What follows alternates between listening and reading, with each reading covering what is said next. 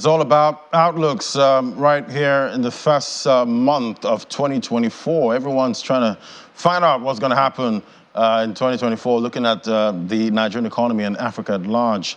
And we know Stears, a premium provider of economic analysis and data-driven insights, they've presented their outlook and what their crystal ball is telling them for Africa and Nigeria, talking about the economy. Joining me now is Bolatito Bickersteth, financial analyst at Stears. Great to have you on the show. Thank you. Fantastic. So talk to us about the key findings in the 2024 outlook for sub-Saharan Africa. All right, thank you.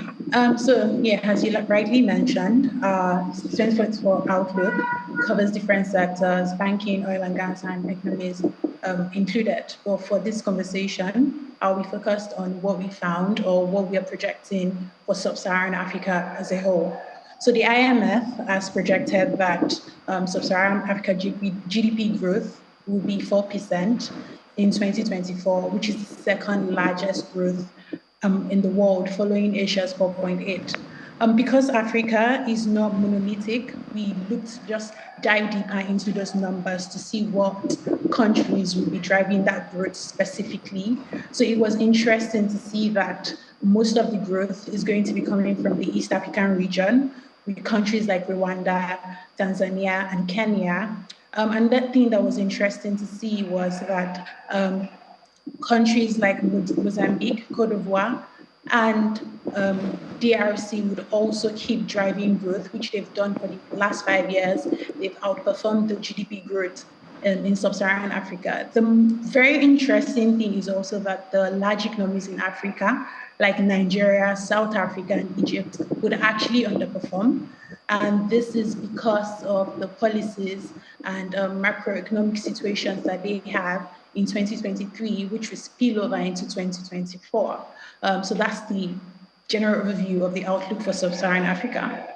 Thank you. And looking at, sub-Saharan Africa, what country, has more prospects to, attract investment in 2024? All right, thank you. As I mentioned earlier, the major bright spots are in the East African region.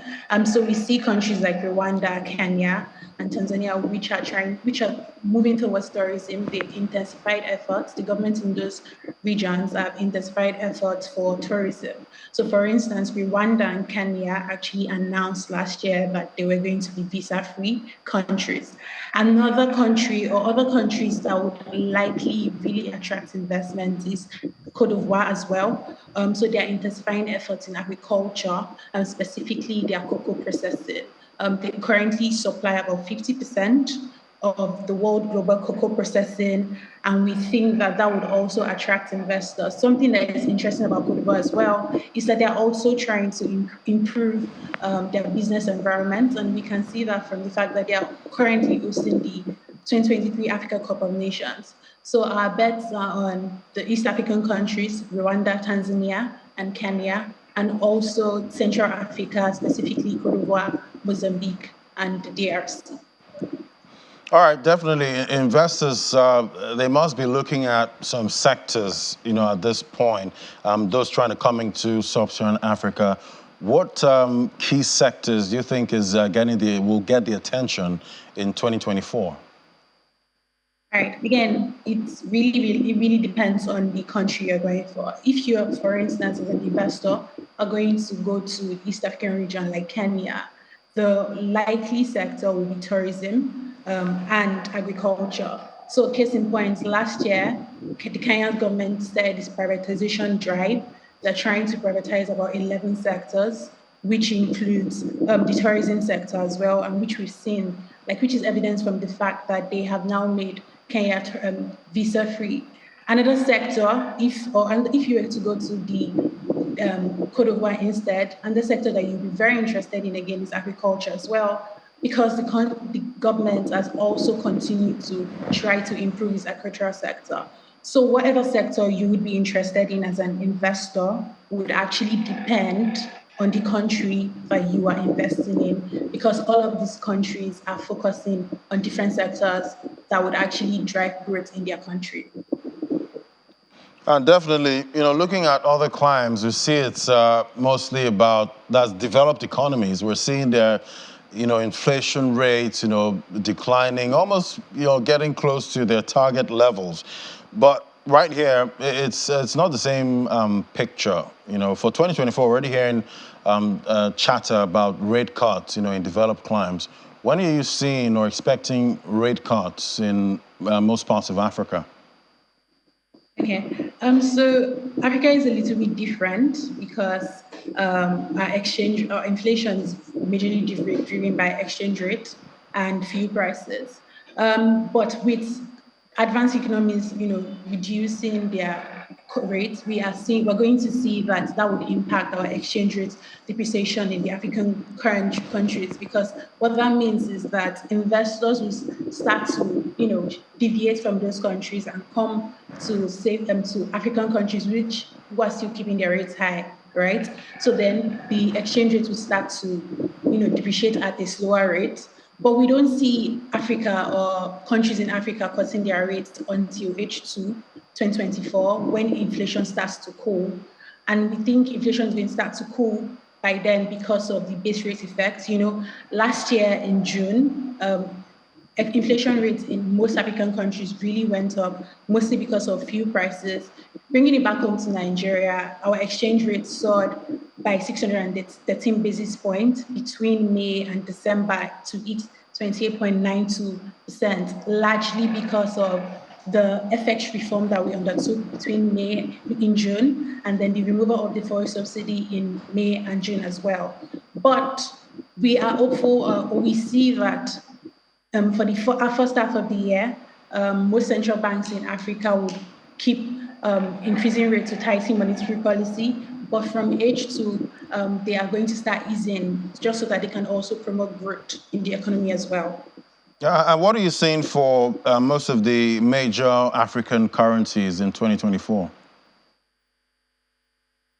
Yes, again, because of the rate decreases that are bound to happen in most advanced economies, what that means is that investors would want to actually put their money in countries that are still keeping their interest rates high. So what that would mean is that in Africa, we're likely to get more foreign investors, which will sort of stabilize our exchange rates, which have depreciated. So for instance, Nigeria's Naira lost about 50% in 2023. But with the influx or, prospective influx of foreign investors coming back as advanced economies start to cut their rates, we expect that the exchange rate will start to depreciate at a slower rate, and hopefully it would regularize when we are able to keep these foreign investors in the continent. Right, and still looking at Nigeria at this point, bringing it home, the macro issues are still there, but now there's also this disturbing trend, with the rate of kidnappings rising, and also coming into city centers like, Abuja and Lagos. How are you seeing this impacting Nigeria's growth prospect? Because at the end of the day, you can't do business, where you don't feel safe. Exactly. So currently, food inflation actually feeds about 40% into Nigeria's inflation, and that is being driven by insecurity. So we can already see that insecurity is largely impacting Nigeria's growth rate.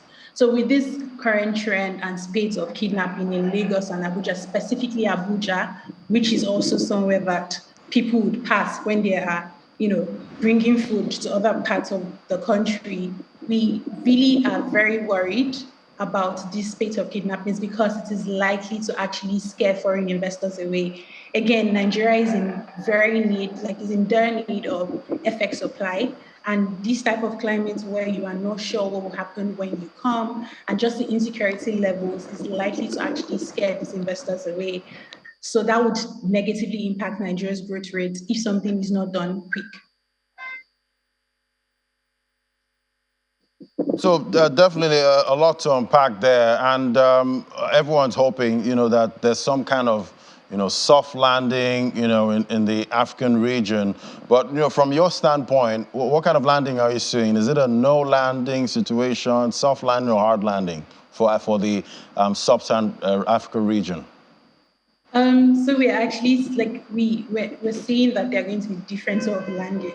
some people would have soft landings and some people have mild landing. Countries like Kenya, for instance, already showing that their inflation rate is already decreasing and tilting and converging towards their target. And we have countries like us, Nigeria, where we are projecting at Stears that by May this year, our inflation rate will get to 31.14%, but start to decrease to get to 30.89%. So again, because Africa is not just in one direction, every country has their own peculiarities.